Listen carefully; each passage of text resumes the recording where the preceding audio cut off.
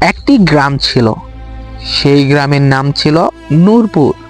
নাম নূরপুর হলেও গ্রামের সব মানুষ জীবনের নূরের আলো ছিল না। কেউ নামাজ পড়তো, কেউ পড়তো না। কেউ সৎ ছিল, আবার কেউ বা ছিল প্রতারণায় অভ্যস্ত। এই গ্রামেই থাকতো রাশেদ নামে এক যুবক। ছোটবেলায় সে মসজিদে যেত, কুরআন পড়তো, কিন্তু বড় হতে হতে তার সঙ্গ বদলে গেল। বন্ধুদের সাথে আড্ডা, মিথ্যা কথা, মানুষের টাকা মেরে দেওয়া, এসব যেন তার কাছে স্বাভাবিক হয়ে গেল। তার মা প্রায়ই তাকে বলতো, বাবা, দুনিয়া অল্প দিনের, আখিরাতের কথা ভাবো। রাশেদ হাসতো। তখন ছেলের এই কথা শুনে মা দীর্ঘশ্বাস ফেলতেন। তিনি জানতেন আল্লাহ দয়ালু, কিন্তু তিনি ন্যায় বিচারক।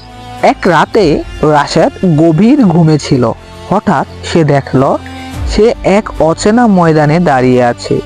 চারদিকে অসংখ্য মানুষ, কেউ কাঁদছে, কেউ চুপ, কেউ ভয়ে কাঁপছে। আকাশ অন্যরকম, বাতাস ভারী, তার বুক ধড়ফড় করছে। সে পাশের এক লোককে জিজ্ঞেস করলো, এটা কোথায়? লোকটি কাঁপা গলায় বলল, আজ হিসাবের দিন। রাশেদের শরীর ঠান্ডা হয়ে গেল। সে সামনে দেখলো মানুষদের ডাকা হচ্ছে, তাদের কাজের হিসাব নেওয়া হচ্ছে। কেউ খুশি হয়ে চলে যাচ্ছে আলোর পথে, আবার কাউকে অন্ধকারের দিকে টেনে দেওয়া হচ্ছে। রাশেদ চিৎকার করে বলল, আমি এখনো মরিনি। কিন্তু কেউ উত্তর দিল না। তার সামনে এক বিশাল পর্দায় তার জীবনের দৃশ্য ভেসে উঠতে লাগলো। সে দেখলো এক বৃদ্ধের টাকা মেরে দিয়েছে, বন্ধুকে মিথ্যা বলে বিপদে ফেলেছে, নামাজ ফেলে দিয়েছে অযথা, গরিব আত্মীয়কে ফিরিয়ে দিয়েছে, মায়ের চোখের পানির উপেক্ষা করেছে। সে কাঁদতে লাগলো, আমি জানতাম না এটা এত বড় অপরাধ। এক কণ্ঠ ভেসে আসলো, তোমাকে বারবার সতর্ক করা হয়েছিল। তারপর সে দেখলো দূরে এক ভীতকর অন্ধকারের দিকে। লোকজন সেখানে যেতে ভয় পাচ্ছে, কেউ যেতে চাইছে না, কিন্তু থামতেও পারছে না। এক ফেরেশতা বললেন, এটা শাস্তির পথ। যারা অন্যায় করে তওবা করেনি তাদের জন্য সতর্কবার্তা। রাশেদ হাঁটু গেড়ে বসে পড়ল, আমাকে আর একটু সুযোগ দিন। কোনো উত্তর নেই। তখন সে সেই অন্ধকারের পথের কাছে গিয়ে বুঝল, সবচেয়ে বড় কষ্ট আগুন না, অনুশোচনা। মানুষ চিৎকার করছে না শুধু যন্ত্রণায়, বরং বলছে, ইস, যদি দুনিয়ায় ফিরে যেতে পারতাম, ইস, একটা নামাজও না ছাড়তাম, ইস, মানুষের হক নষ্ট না করতাম। এই আফসোসই সবচেয়ে বড় ভারী। এক বৃদ্ধ কাজ ছিল আর বলছিল, আমি মানুষ ঠকিয়ে বাড়ি ছিনিয়ে নিয়েছিলাম, আজ সেই বাড়ি আমাকে বাঁচাতে পারছে না। তখন ওই পাশ থেকে এক যুবক বলে উঠল, আমি ভাবতাম সময় আছে, আজ বুঝলাম সময় শেষ। রাশেদ কানে হাত দিল, সে শুনতে পারছে না এইসব। হঠাৎ সে অন্য এক দল মানুষ দেখলো, তাদের মুখ উজ্জ্বল, তারা ভীত না, কিন্তু তারা কারা? তার মনে প্রশ্ন জাগলো।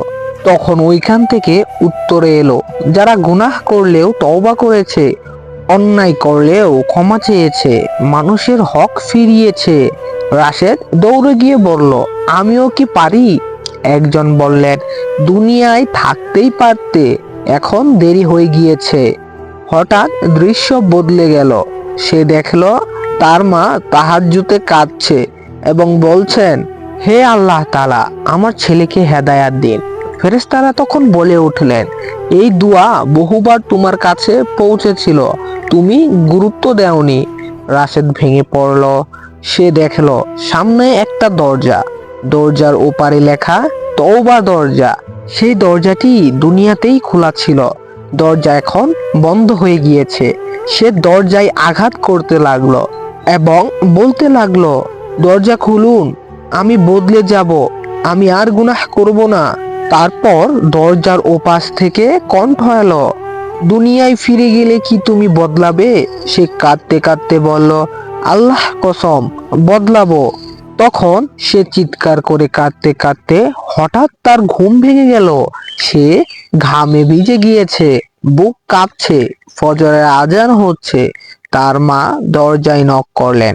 নামাজ পড়বি বাবা? রাশেদ দৌড়ে গিয়ে মাকে জড়িয়ে ধরলো এবং কাঁদতে লাগলো, আম্মু, আমি বদলাতেই চাই। তারপর সে সেই দিন থেকে রাশেদ বদলে গেল। নামাজ শুরু করলো, মানুষের টাকা ফেরত দিল, যার হক নষ্ট করছে সে তার কাছে গিয়ে মাফ চাইলো, মসজিদে যেতে লাগলো, খারাপ বন্ধু ছেড়ে দিল। মানুষ অবাক। বন্ধুরা বলল, তুই কি নাটক করছিস? তখন সে বলল, না, আমি সতর্ক পেয়েছি।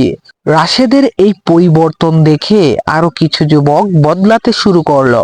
সে মাঝে মাঝে বলতো, জাহান্নামের শাস্তির চেয়ে বড় শাস্তি হলো সুযোগ পেয়ে না বদলানো। শেষ কথা, আল্লাহ দয়ালু কিন্তু ন্যায় বিচারক। গুনাহ হলে তওবা দরকার। মানুষের হক খুব বড় বিষয়। নামাজ অবহেলা করা বিপজ্জনক। মৃত্যুর আগে বদলানোই বুদ্ধিমানের কাজ। তওবার দরজা খোলা যতক্ষণ জীবন আছে।